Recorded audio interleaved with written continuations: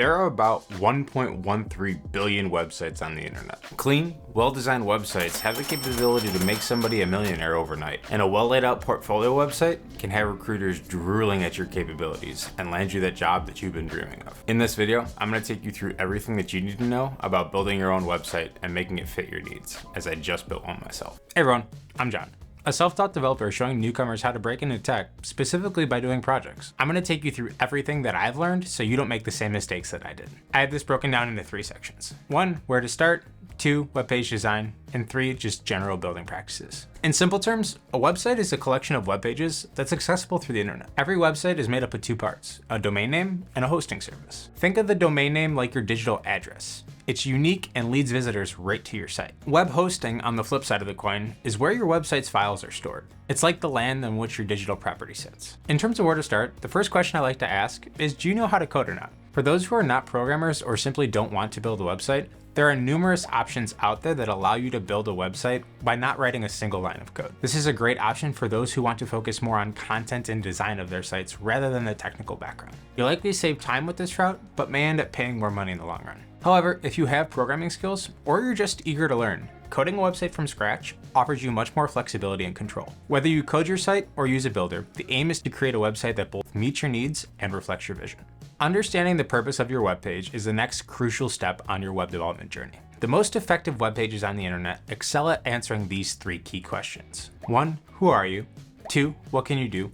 3, how do users interact with your site? As humans, we like to be guided rather than think about what to do. So before you start building, ask yourself, what's the primary goal of my web page? Are you looking to drive sales to a product? Or are you creating a platform to showcase your work, like a portfolio? This understanding will impact every aspect of your website, from design to functionality. For instance, my webpage serves as a landing page. The goal is to engage visitors, encourage them to subscribe to my YouTube channel, and get them to sign up for my email list, which all of you should do.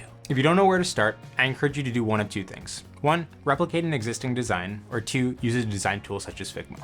Replicating an existing design kind of speaks for itself. There are many large companies or high-profile individuals that have spent tens of thousands of dollars on website design. Find elements of their website and incorporate it into your own. Don't copy things word for word, but rather take the general style and add your own flair to it. If you like to design from scratch, I like to use the tool Figma. Figma is a cloud-based design tool that lets users simultaneously work on and create custom designs. Figma allows you to create designs seamlessly and then use that as a template for building your site, rather than tweaking a few lines of code and designing on the fly. It's allowed me to create this design seamlessly and then follow my design as a template when going off and building. When starting out, keep it simple.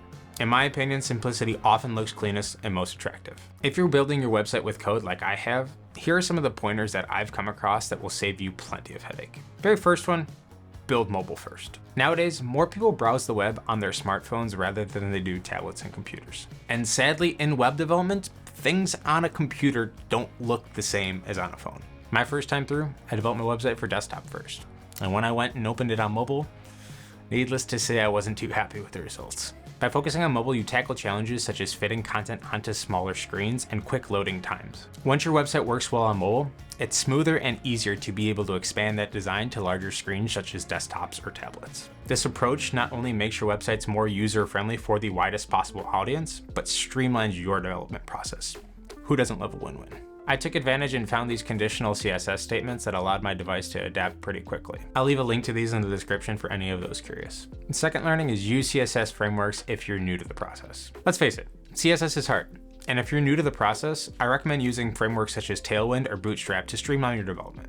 These frameworks come with a set of rules and components such as navigation bars or buttons, which you can use to style your website without having to build them from the ground up. By using these frameworks, beginners can learn CSS best practices and responsive design, as these frameworks are built using modern web standards. While some may argue that this limits creativity, in reality, it's a great foundation for beginners. It allows you to focus on the core concepts rather than getting bogged down by the complex CSS specifics. And as you grow more confident, you can customize and even build on top of these frameworks. And the third and final one is find repos of the pros. Diving into the repositories of professional coders is kind of like having a backstage pass to the world of web development. Platforms like Medium or Twitter are gold mines where professional coders not only share their projects, but the actual GitHub repositories of their code. You get to see how the pros build their websites, organize their code, and tackle tricky problems, all in real time. It's not just about reading the code.